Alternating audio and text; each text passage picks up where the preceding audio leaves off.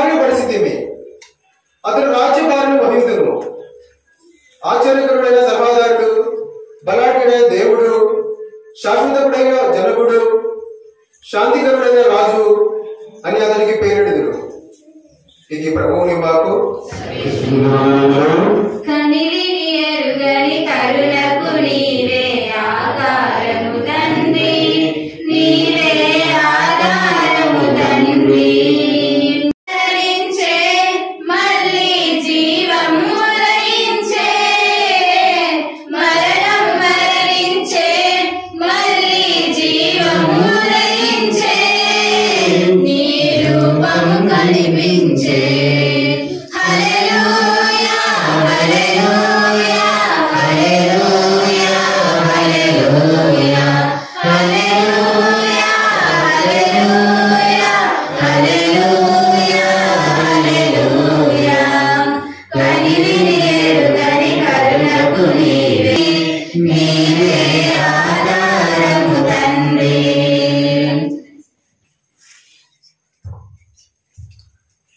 రెండవ పఠనము పునీత పౌలు తీతుకు రాసిన లేఖ 2వ అధ్యాయము పరిశుద్ధ వచనములు 11 నుంచి 14 వరకు. సర్వ మానవాళి రక్షణకై దేవుని కృప ప్రత్యక్షమాయను. భక్తిహీనతను లౌకిక వ్యామోహములను విడనాడి ఇంద్రియ నిగ్రహములు కలిగి ఋతు మార్గమున పవిత్రమైన జీవితమును గడపవలనని మనకు ఆ కృప బోధించుచున్నది. ఇట్లు విహలోకమందు జీవించుచు సర్వోన్నతులకు మన దేవుని రక్షకులకు యేసు క్రీస్తు మహిమ ప్రత్యక్షమగు శుభదినము వరకు నిరీక్షణతో వేచి ఉండవలనని మనకు ఆ కృప తెలియచున్నది. ఆయన సమస్తమైన దుర్నీతి నుండి మనలను విముక్తులను చేసి సత్కార్యముల యందు ఆసక్తి గలవానిగా తన కొరకు పవిత్రపరచుకొని తన సొత్తుగా చేసుకొనుటకు తను తానై మన కొరకు అర్పించుకొనెను. యేసయ్యా రాజాది రాజానికే హల్లెలూయా, మహిమ ఘనత స్తోత్రం. కోటి సూర్యకాంతిని మించిన తేజోమయుడవు యేసయ్యా, రాజాది రాజానికే హల్లెలూయా, మహిమ ఘనత స్తోత్రం. యేసయ్యా మాటల్లో సెలయేటి సౌవడి భరించు వరవడి, యేసయ్యా మాటల్లో సెలయేటి సౌవడి, యేసయ్యా ప్రేమయే ప్రవహించు వరవడి. ఆని మేఘాల్లో జాబిల్లి వెన్నెల్లో, ఆని మేఘాల్లో జాబిల్లి వెన్నెల్లో, ఎక్కడ చూసినా నా యేసు జాడలే, ఎక్కడ చూసినా నా యేసు జాడలే. మహిమ ఘనత స్తోత్రం.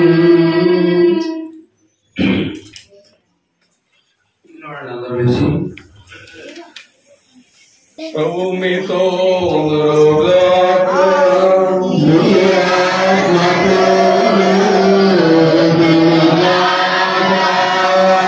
పునీత లూకా రాసిన సువార్తలోని భాగము. ప్రభువా మీకు మహిమ కలుగునుగాక. లూకా సువార్త 2వ అధ్యాయము వచనములు 1 నుంచి 20 వచనాల వరకు. లూకా సువార్త 2వ అధ్యాయము వచనములు 1 నుంచి 20 వచనాల వరకు. తన సామ్రాజ్యమునందు జనాభా లెక్కలు సేకరింపవలెనని అగస్తు చక్రవర్తి అధికారులకు ఆజ్ఞాపించెను. ఈ మొదటి జనాభా లెక్కలు సేకరణ కురేనియా సిరియా మండల అధిపతిగా ఉన్న కాలమున జరిగెను.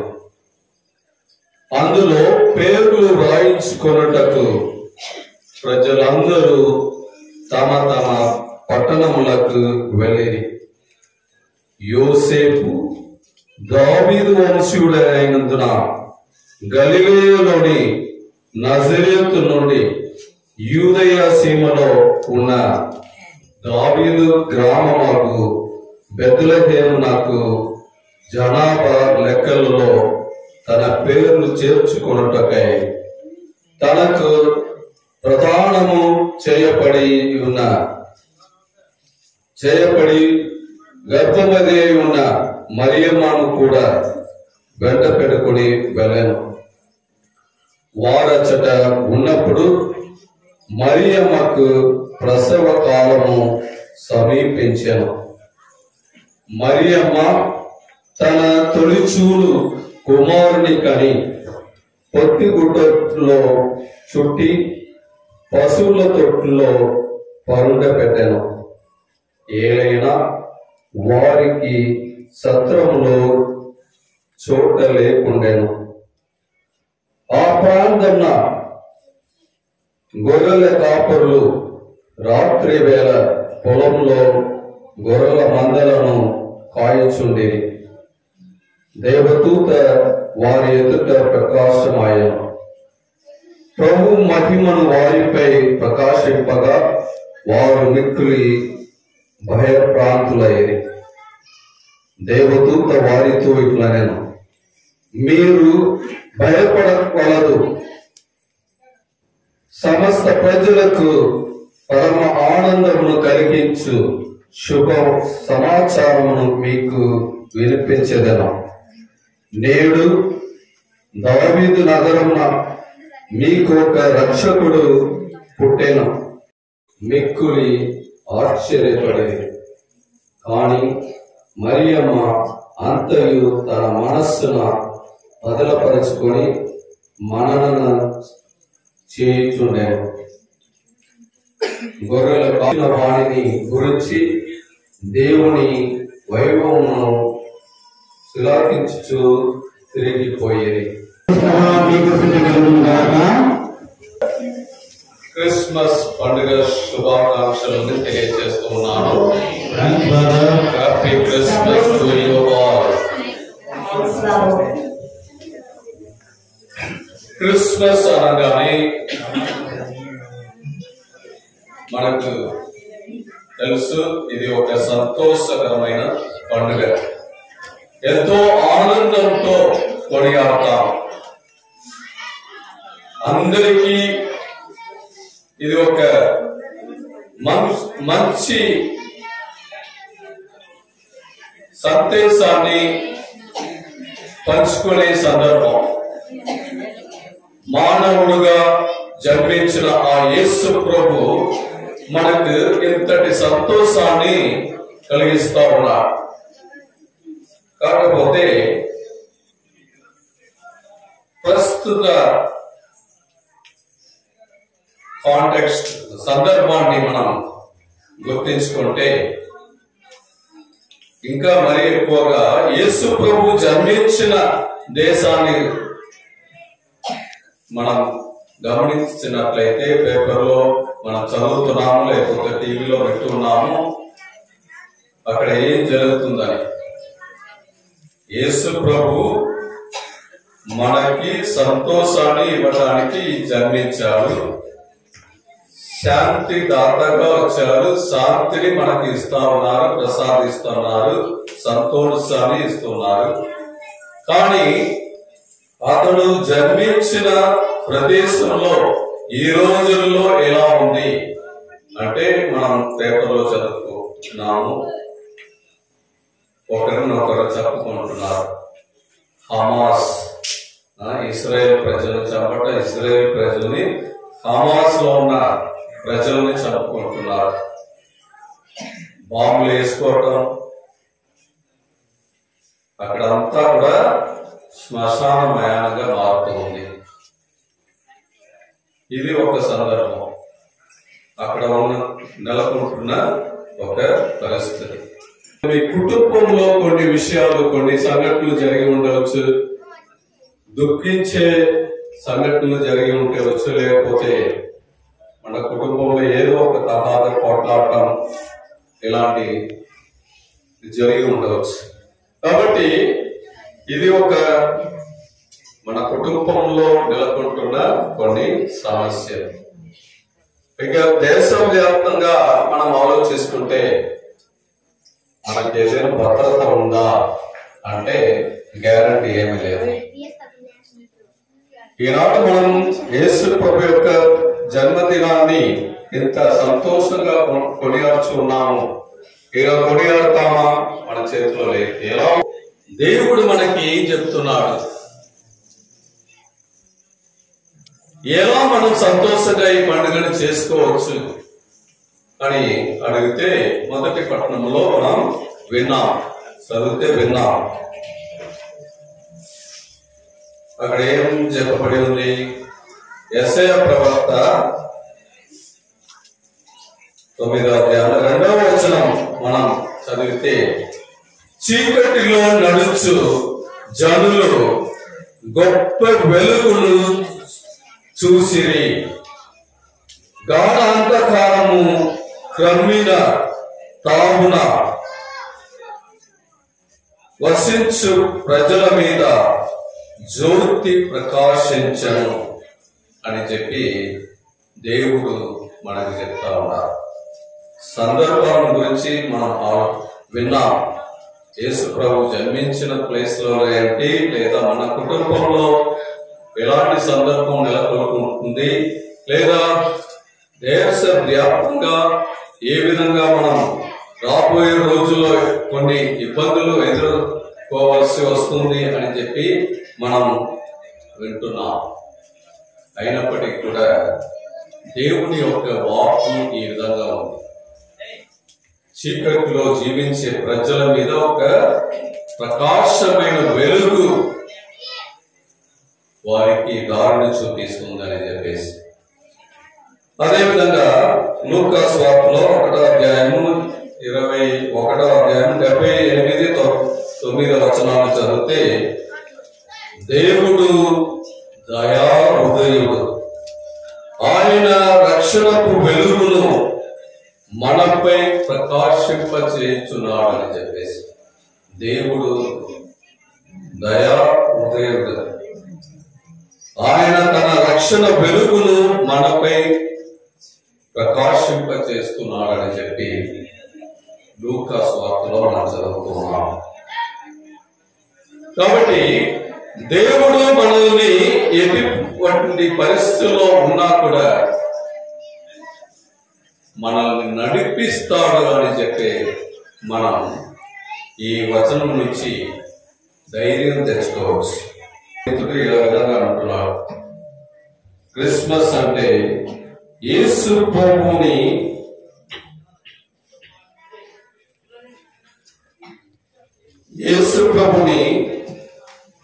పుట్టుక అనేది ప్రేమ యొక్క పుట్టుక, సంతోషం యొక్క పుట్టుక, అందరికీ సమాధానము ఇచ్చి పండుగ అని చెప్పి పునీతులు లిగోరి అంటూ ఉన్నారు.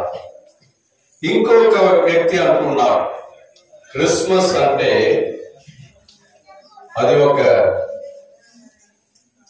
సందర్భం. ఎలాంటి సందర్భం అంటే ఒక మెలకువతో ఉన్న సందర్భం. ఎలాంటి మెలకువతో ఉండాలి అంటే దేవుని యొక్క రాజ్యం నీలో ఉంటుంది, దేవుని యొక్క రాజ్యం నీలో ఉంటుంది అనే మెలకువతో జీవింపచేసేది క్రిస్మస్ పండుగ. అది ఒకటే. రెండో విషయం ఏంటంటే, క్రిస్మస్ అనేది ఈ క్రిస్మస్ సంఘటన ద్వారా నీవు నీ హృదయంలో ఉన్న దేవునితో సంభాషించుటకు దారి చూపించే పండుగ.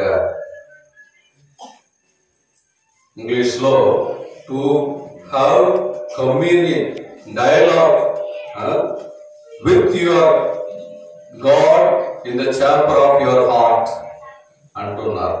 నీ హృదయంలో వెలసిన ఆ దేవునితో సంభాషించే భాగ్యం ఎలా లభిస్తుంది అంటే ఈ క్రిస్మస్ సంఘటన ద్వారా మనకు దొరుకుతుంది అని అంటున్నారు. మూడో విషయం ఏంటంటే ఈ క్రిస్మస్ ద్వారా మనం పోగొట్టుకుంటున్న ఆ దైవత్వాన్ని పొందే పండుగ. క్రిస్మస్ అంటే మనం పోగొట్టుకున్న ఆ దైవత్వం, మనం అందరం కూడా దేవుడి యొక్క బిడ్డలు అని మనకు తెలుసు. To regain the divinity of each one of us అంటున్నారు. మనం పోగొట్టుకున్న ఆ దైవత్వాన్ని మరలా పొందే సందర్భం ఏంటి అంటే ఈ క్రిస్మస్ పండుగ. నాలుగో అంశం ఈ పండుగ గురించి ఏమంటున్నారంటే ఈ పండుగ ద్వారా మనం క్రీస్తు యొక్క భావనని పొందుతున్నాము. క్రీస్తు యొక్క ఆలోచనని మనం పొందుతున్నాము. క్రీస్తు యొక్క లక్షణాన్ని పొందుతున్నాము. ఎందుకంటే ఆ దేవుడు మన రూపంలో నీవు నాలాగా ఒక శరీరంతో జీవించే ఒక మనిషిగా పుట్టాడు కాబట్టి అతడి యొక్క ఆలోచనను మనం కూడా పొందుతున్నాము. హృదయమును పొందుతున్నాము. మంచి లక్షణాన్ని పొందుతున్నాము. కాబట్టి ఈ క్రిస్మస్ ద్వారా ఎన్ని గొప్ప సంఘటనలు జరుగుతూ ఉంటాయి. ఆ దేవుడి యొక్క రాజ్యం మనలో ఉంటుంది అంటున్నారు. ఆ దేవుడితో మనం ముఖాముఖి సంభాషణ పెట్టుకోవచ్చు, మాట్లాడుకోవచ్చు. మనం పోగొట్టుకున్న ఆ దైవత్వాన్ని మరలా మనం పొందవచ్చు.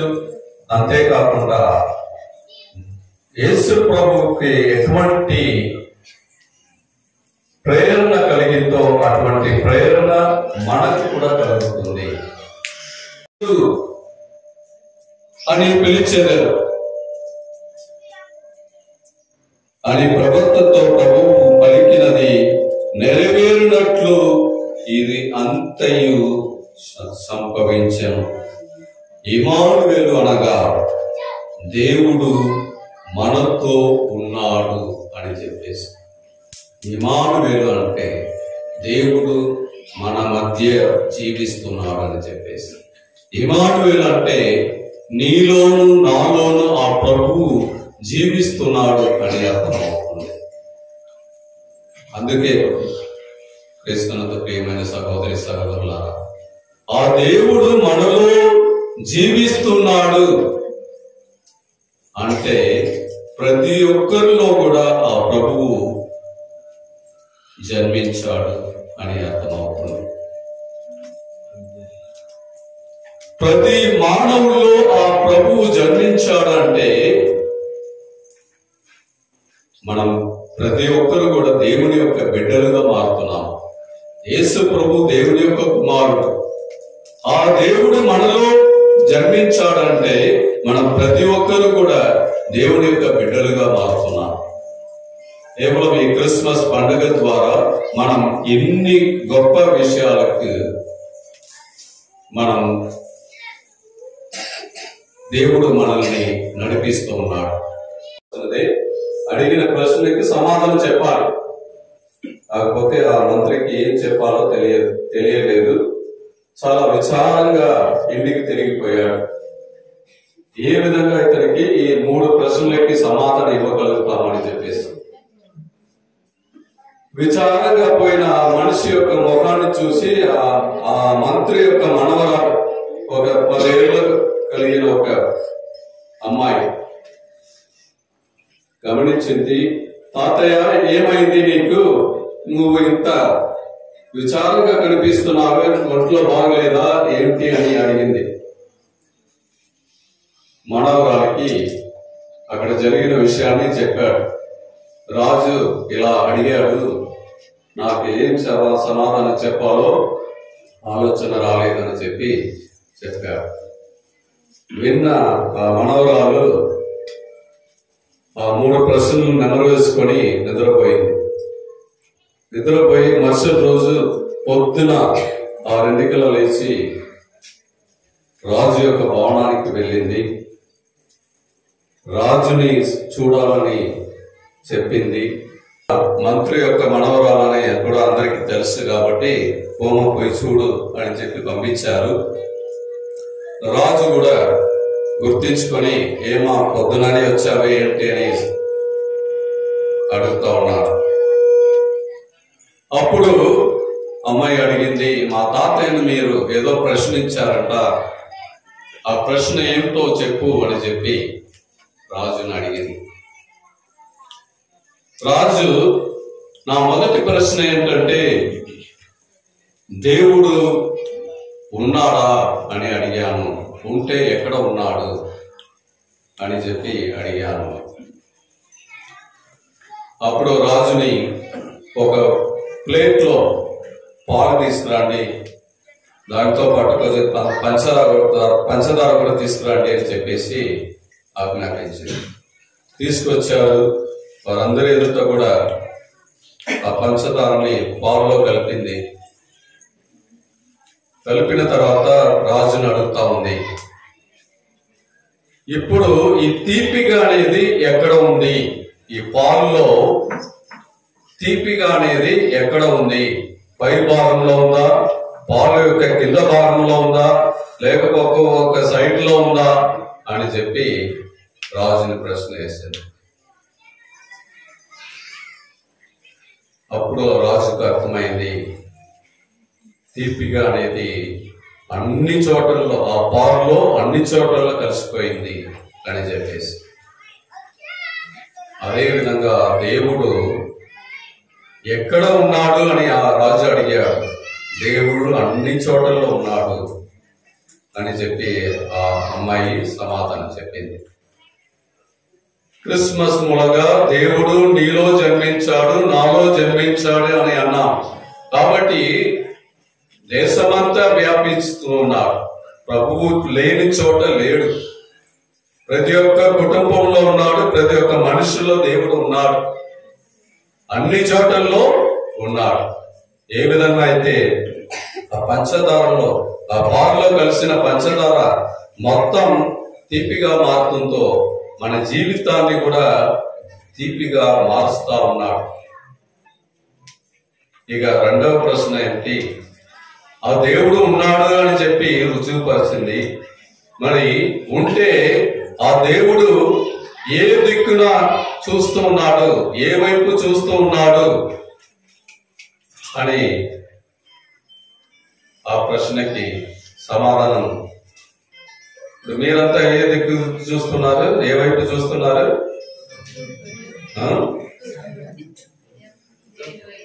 దేవుని వైపు చూస్తున్నారా?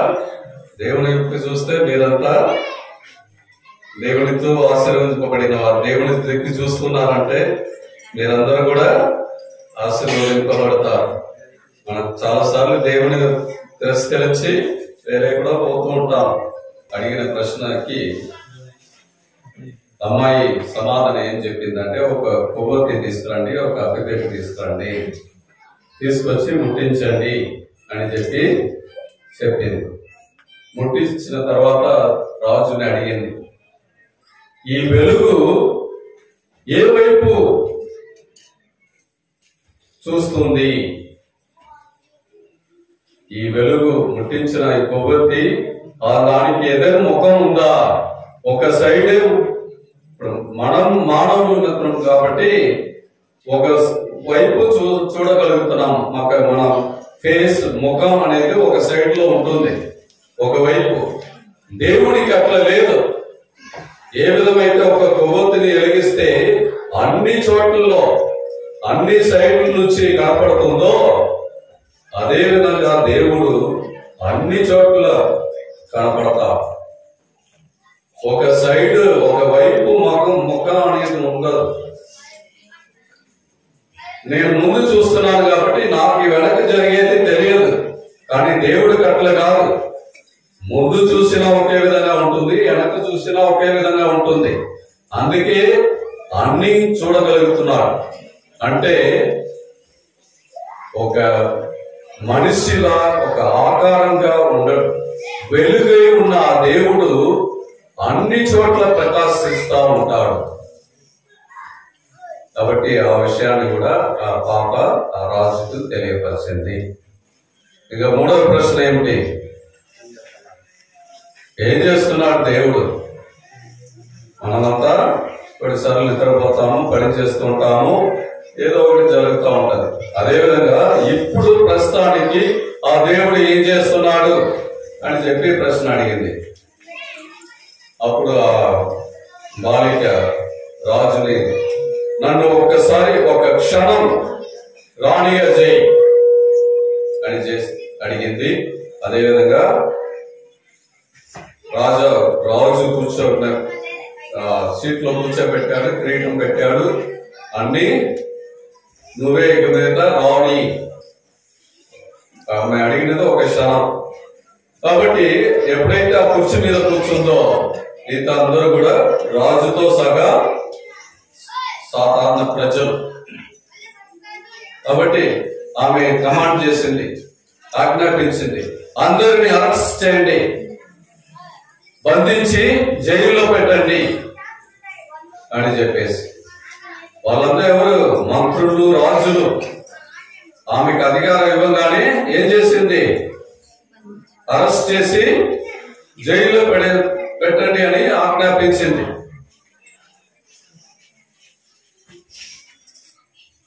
ఆ విధంగానే దేవుడు కూడా చేస్తున్నాడు.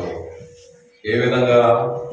రాజుని ఏమి లేని వారిగా చేస్తున్నారు, ధనవంతుల్ని ఒట్టి చేత్తో పంపిస్తున్నాడు, దీన స్థితిలో ఉన్న వారిని పైకి లేపుతున్నాడు అని ఎవరు చెప్పారు?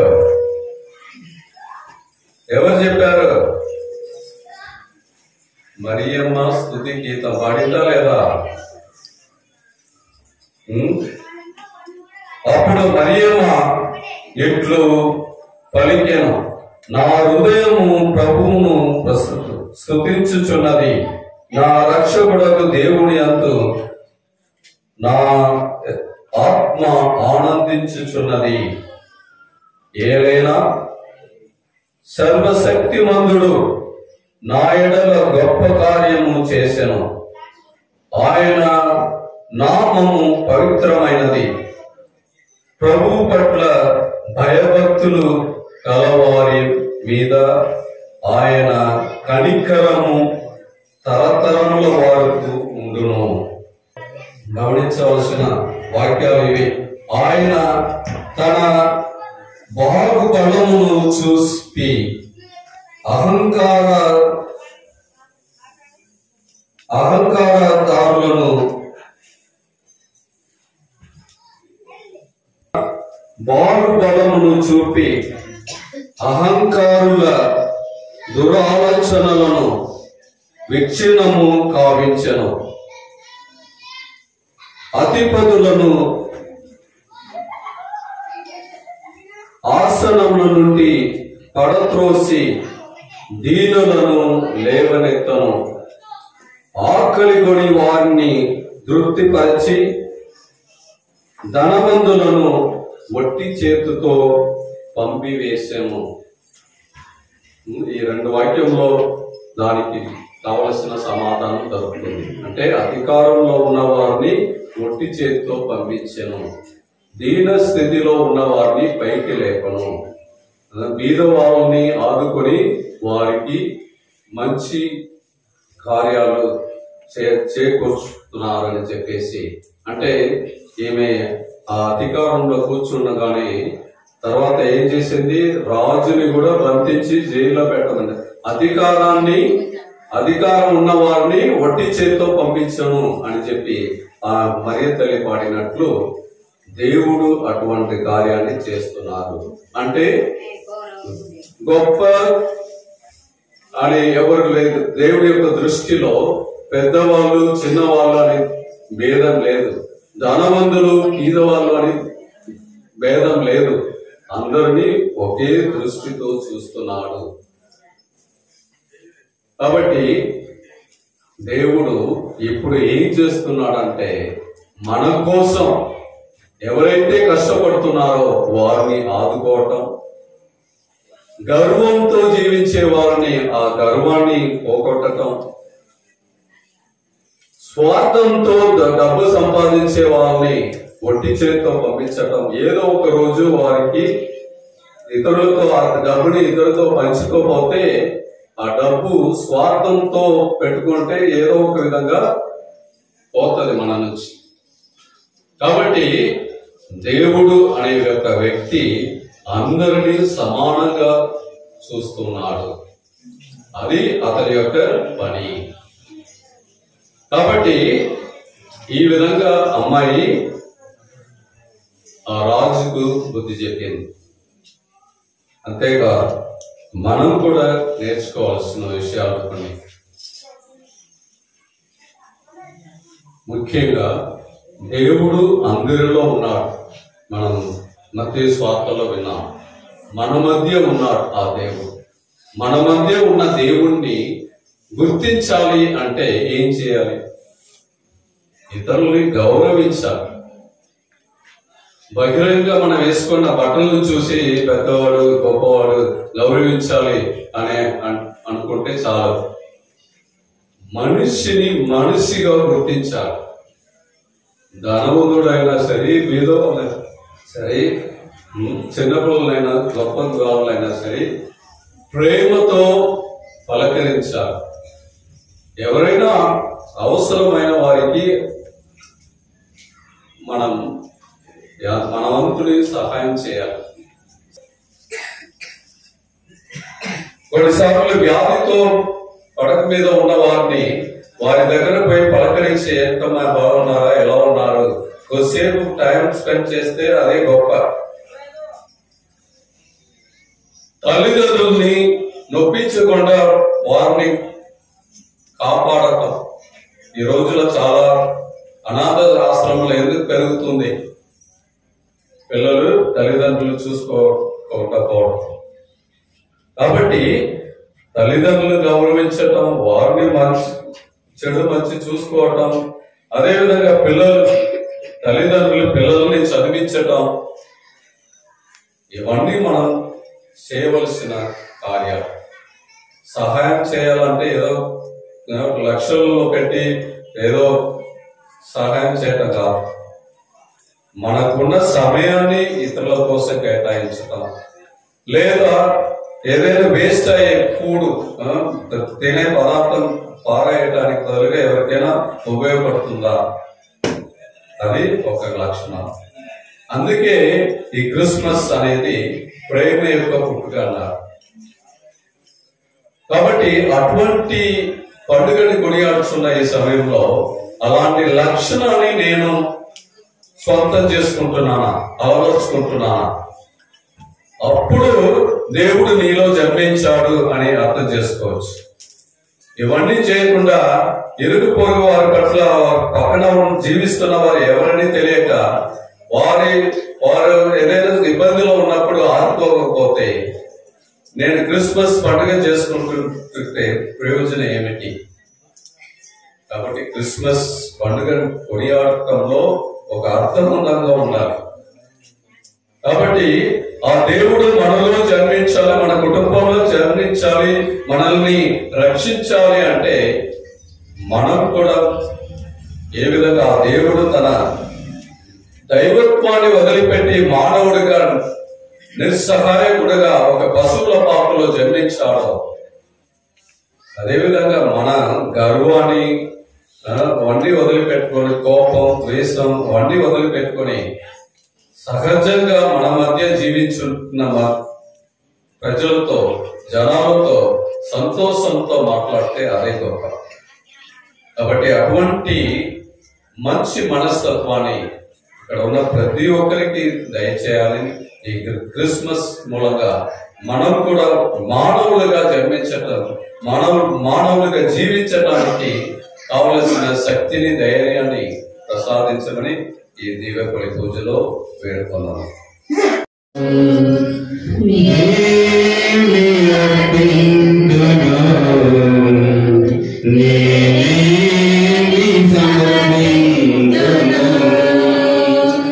గణనామ్యమునా కలపుష్పములా పరిమళ తైలములా ధనధాన్యములా దాన బలులా ఫలపుష్పములా పరిమళ తైలములా ఏమి అర్పింతును నేనేమి సమర్పింతును స్వర్గములో దేవునిలో శోభనములను వ్యాధిలో బాధలో భారములను స్వర్గములో వేదనలో శోభనములను వ్యాధిలో బాధలో భారములను నీ ప్రేమ చూపి నన్ను బ్రోచినావు నీ ప్రేమ చూపి నన్ను బ్రోచినావు నేనే అర్పింతును నా హృదయం అర్పింతును నేనే అర్పింతును నా హృదయం అర్పింతును ఏమి అర్పింతును ఏమి సమర్పించును అన్యోన్యగా పాత సంధాన భాగ్యం ధనధాన్య రూపములతో సృజించినావు అన్యోన్యగా పాత సంధాన భాగ్యం ధనధాన్య రూపములతో సృజించినావు నీ ప్రేమ చూపి నన్ను బ్రోచినావు నీ ప్రేమ చూపి నన్ను బ్రోచినావు నేనే అర్పింతును నా హృదయం అర్పింతును నేనే అర్పింతును నా హృదయం అర్పింతును ఏమి అర్పింతును ఈ ఉత్సవ దినమున మేము అర్పించి బలి మీకు మా నాథుడైన క్రీస్తు వారై మనవి చేయుచున్నాము. ఆమేన్. ప్రభు మీతో ఉందురుగాక. మీ ఆత్మతోను ఉండుగాక. మీ మనస్సులను ఉన్నతమునకు త్రప్పుము. ప్రభువైపు త్రిప్పి ఉన్నాము. మన దేవుడైన ఏలిన వారికి కృతజ్ఞత తెలుపుట న్యాయము. ఏలిన వారా ఏ చోటున మేము నీకు కృతజ్ఞత వందనములు చెల్లించుట యుక్తము న్యాయము శ్రేయస్కరము. ఏలైన వాటైన వారి మనుష్యావతార రహస్యం ద్వారా మీ మహిమా ప్రకాశము మా మనోనేత్రాలకు క్రొత్త వెలుగాయను. ఇందువలన వారి ద్వారా ప్రత్యేకించుట ఎట్లనగా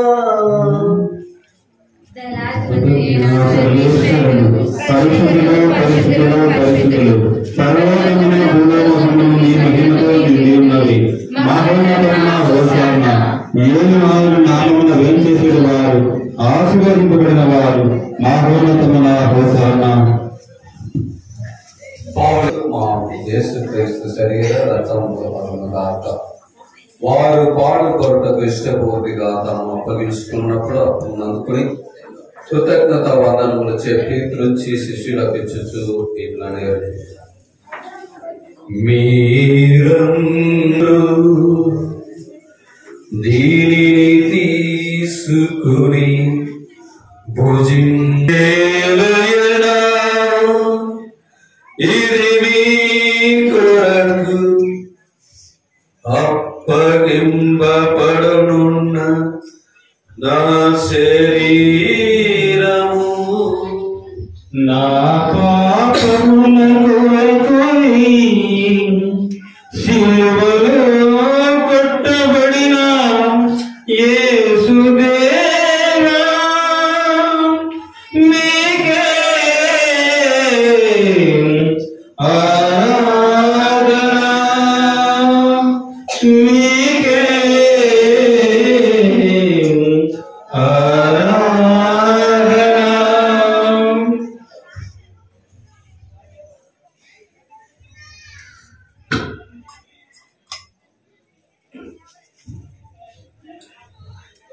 వారి భోజనానందరం పాత్రమును అందుకొని మరల కృతజ్ఞత వందనములు చెప్పి శిష్యులకు ఇట్లానే, మీరందరూ దీనిని తీసుకొని పానము చేయుడు, ఏలయనా ఇది నూతన నిత్య నిబంధన యొక్క నా రక్తపు పాత్రము, ఇది మీ కొరకును ప్రజలందరి కొరకును పాప పరిహారమునకై చిందబడును.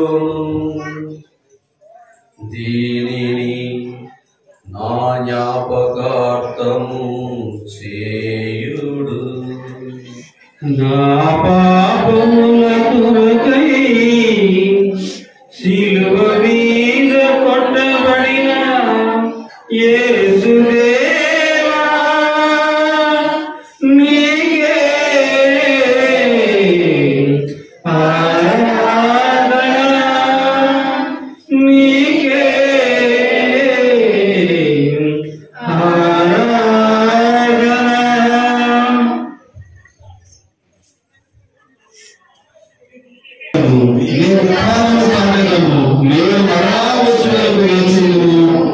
కనుక తండ్రి వారి మరణం పెంచుతున్నాను.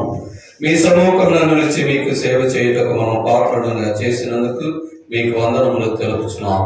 క్రీస్తు శరీరంలో పాలివరమము పవిత్రాత్మ ద్వారా ఐక్యపరచమని ప్రతిమాలకునుచున్నాం. ఏలిన వారు ప్రపంచమంతటా వ్యాపించిన సిలువ సభను జ్ఞాపకం ఉంచుకోను.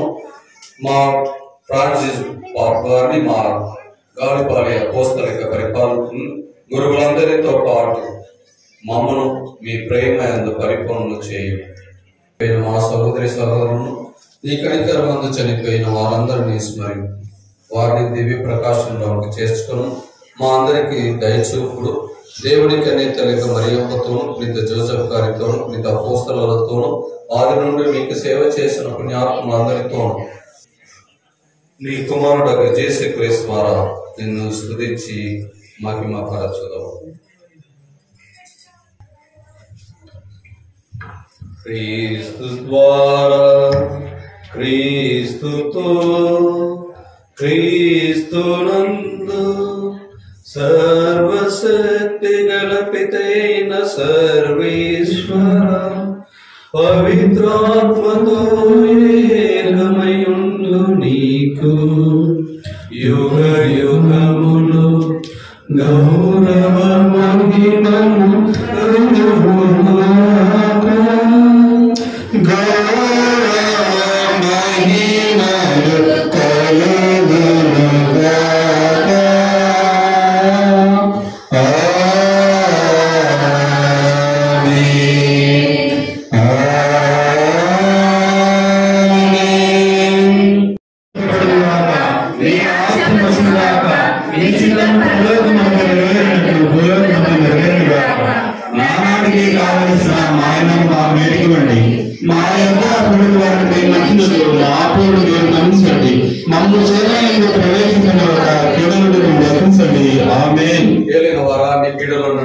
రక్షింపుడు మా ఈ రోజుల్లో మాకు శాంతిని ప్రసాదింపు మీ దయానుగ్రహం అనుగ్రహింపుము యుగ యుగములు జీవించి పరిపాలించు ప్రభువా. ప్రభు సమాధానం ఎల్లప్పుడు మీతో ఉందరుగాక. ఒక్కొక్క సమాధానం తెలుపుకుందాము.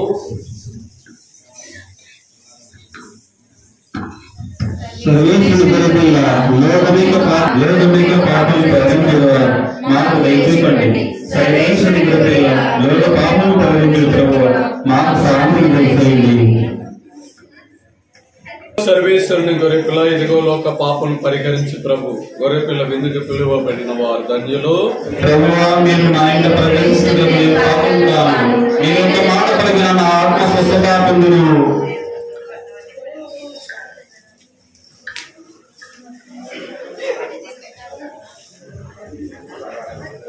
జీవమునిచ్చిన పరమ పితా నీకే స్తుతి ఆరాధన.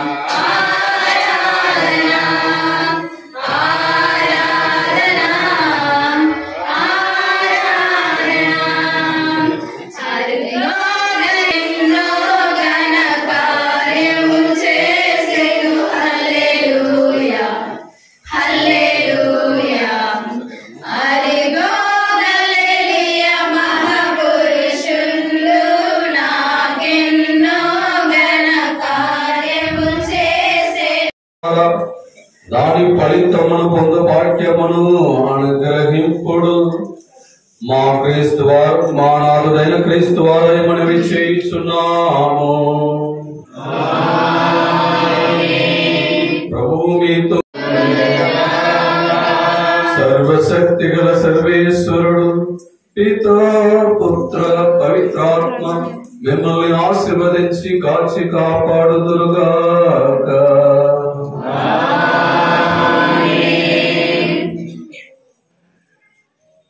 సమాధానంతో వెళ్ళి క్రీస్తు ప్రేమలో జీవించండి.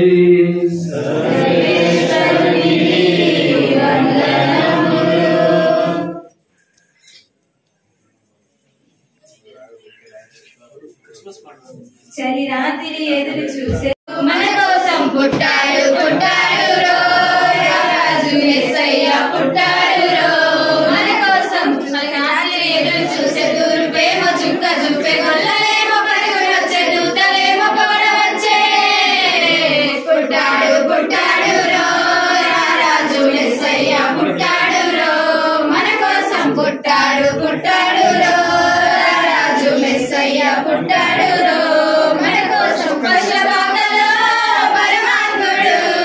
చల్లని చూపులోడు చక్కనోడు ఆకాశమంతా మనసున్నోడు నీ వెట్టి వాడవైనా నెట్టివేయడు పశుల బాధలో పరమాత్ముడు. చల్లని చూపులోడు చక్కనోడు ఆకాశమంతా మనసున్నోడు నీ వెట్టి వాడవైనా నెట్టివేయడు. సంబరాలు సంబరాలు రో మన బ్రతుకుల్లో సంబరాలు రో సంబరాలు సంబరాలు రో మన బ్రతుకుల్లో సంబరాలు రో. చలిరాత్రి ఎదురు చూసే తూర్పేమో చుక్క చూపే గొల్లలేమో పరుగులొచ్చే దూతలేమో పోడవచ్చే.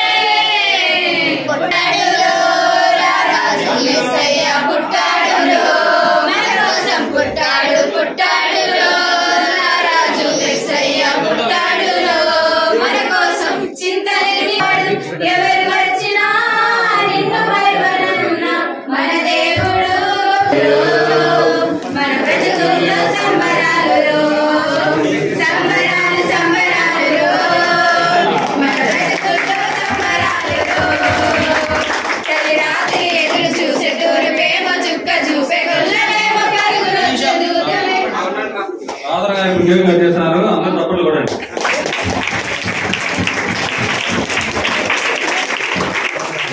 Happy Christmas father.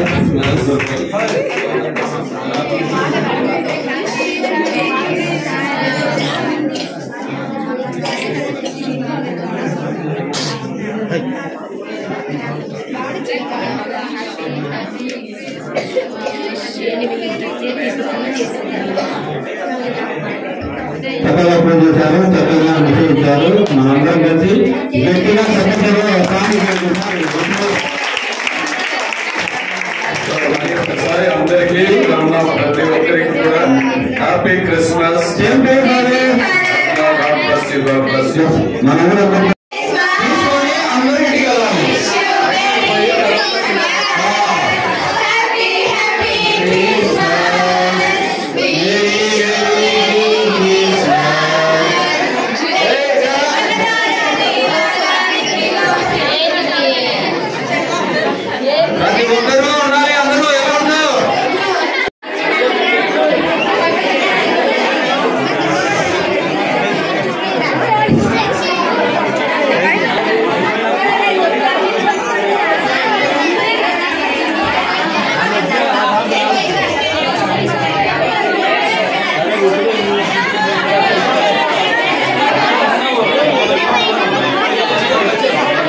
ఈ వీడియో మీకు నచ్చినట్లయితే లైక్ బటన్ క్లిక్ చేయండి.